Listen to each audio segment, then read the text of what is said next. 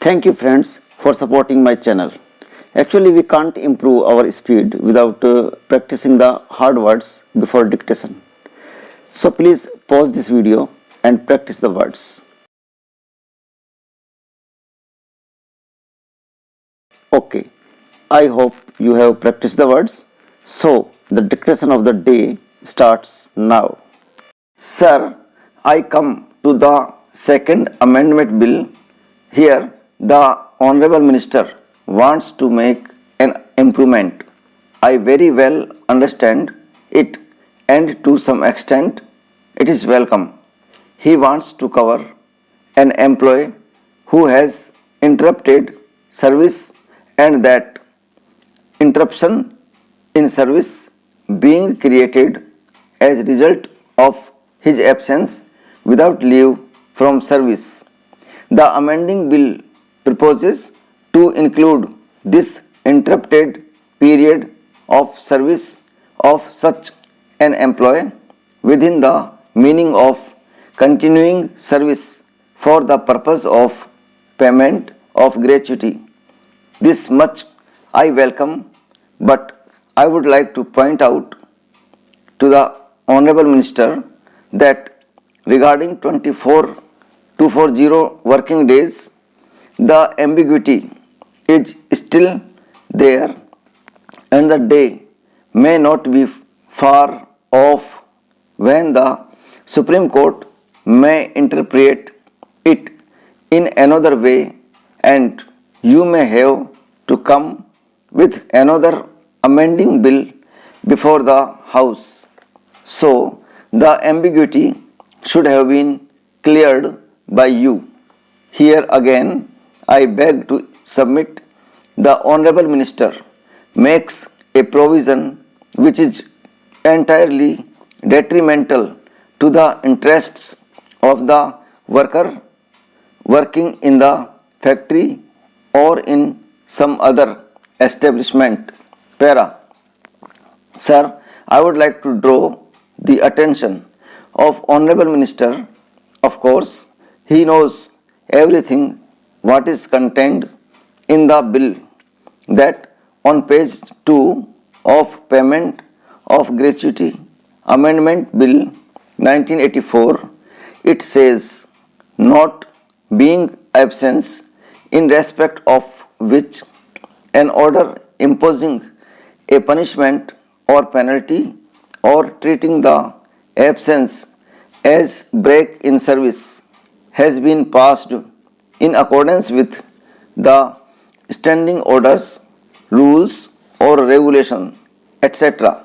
Here again, an unscrupulous employer, the number of whom is not small in our country, of course, may take advantage of this provision, and for some reason or other, even on flimsy or false grounds, may impose a break in service of an employee every 4 years and thereby deprive the employee of his legitimate claim of gratuity. So the provision should not have been there, and I would submit to the Honorable Minister that the entire stipulations within bracket in this section 2A should be deleted. For the workers working in factories, if we want to do something better for the workers working in factories and some other establishments, Madam, I would like to submit that the Payment of Gratuity Act is now about a decade, more than a decade old, and this act seeks to provide a tiny dose of social security to working population. Para. Further, I would like to draw the attention of the Honorable Minister to the fact that the working of this act, the experience of the working of this act, the Payment of Gratuity Act 1972 for the last 12 years has not been too much success.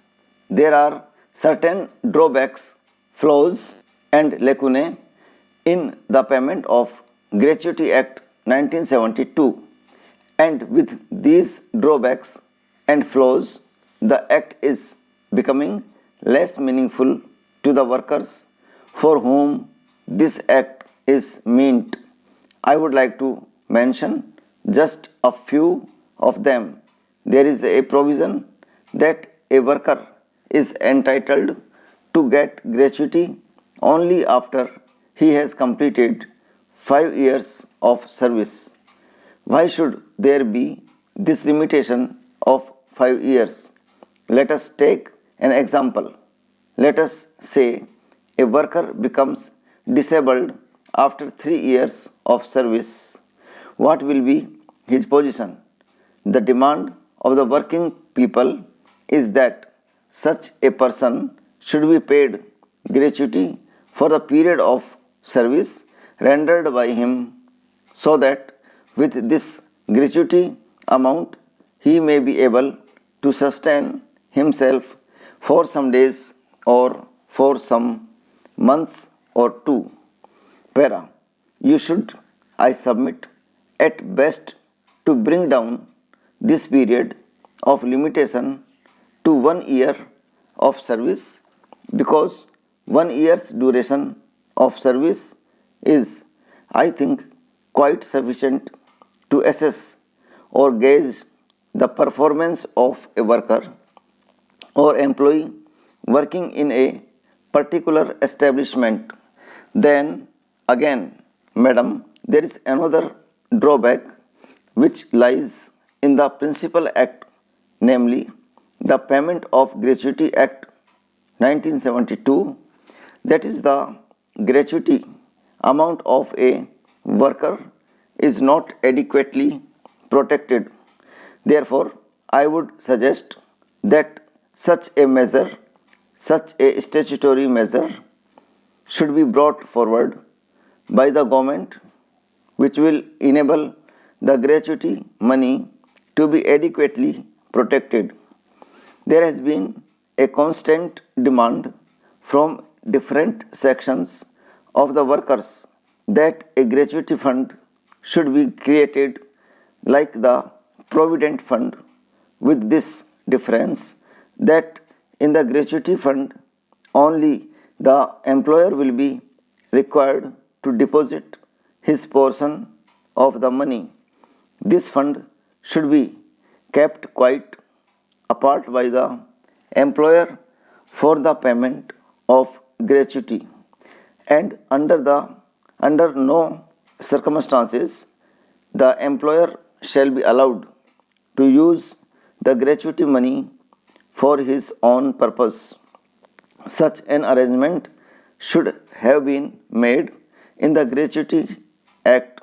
Now, there is another thing, madam, which I would like to point out.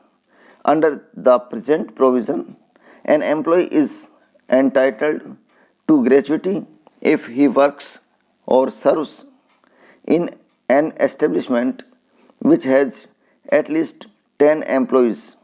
Initially, at least. You have made an amendment that initially it should be 10. That is not fair. Okay, thanks.